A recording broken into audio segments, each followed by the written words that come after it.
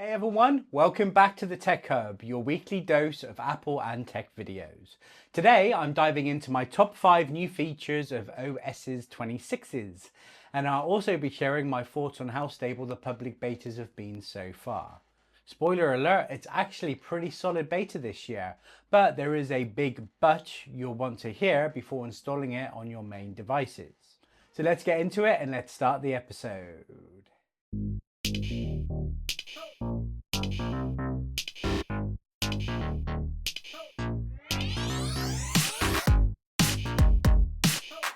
Okay, so let me give you an overview. So let's talk about the public betas first.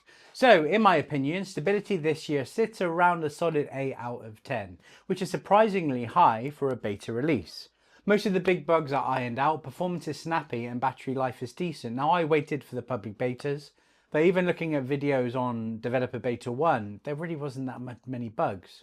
However, and this is a big however, your experience can vary massively depending on your device. Older hardware might see more glitches, app crashes or battery drain, so proceed with caution. There's different variants of different models too, so that can be a factor. And as always, I still don't recommend installing any beta on your main daily driver if you rely on your phone, tablet or Mac for work or school. So the last thing you want is random crash mid-task. So let's get into it and let's talk about my top 5 new features of OS's 26s. So here are my top 5 new features of OS 26. Number 1, liquid glass. This is hands down my favorite feature this year. The liquid glass design is absolutely gorgeous and makes the OS feel completely fresh.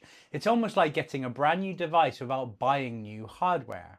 Apple have been tweaking the intensity of the transparency and frosting, but I think they need to stick to their guns, but also give the users the ability to increase or decrease this yourself. Now, at the time of recording, public beta 2 has just come out, and it's looking pretty good now. I like it. So number 2, uniformity across all OSs. So Apple has finally achieved that true design and feature consistency across iOS, iPadOS and macOS, which also makes the name change to a single number variant across the board more logical. Apps that were missing before are now universal, like Journal app coming to iPad and the phone app now being on macOS. It just makes the Apple ecosystem feel more connected and more intuitive depending on whatever device you're on. Okay, number 3, this one is fun. Apple has introduced a dedicated games app, acting as a hub for all your gaming activity. It genuinely feels like a step towards an Apple Games console experience. Everything gaming related in one place is a nice touch.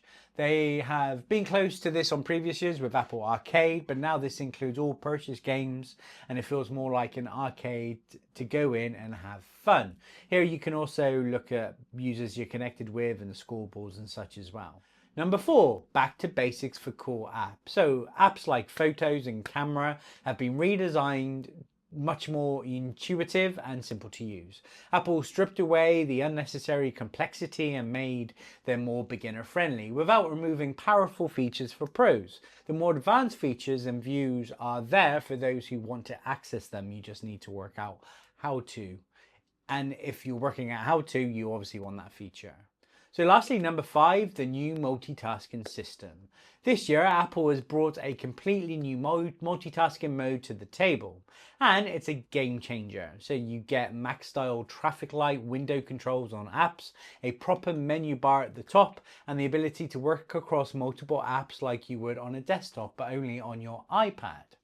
It honestly feels like we finally have that macOS stroke iPadOS hybrid experience we've wanting for years. The only catch, for me, it really shines when you use a keyboard and a mouse. So without them, it feels a bit overkill, but with them, it transforms your iPad into a near laptop replacement.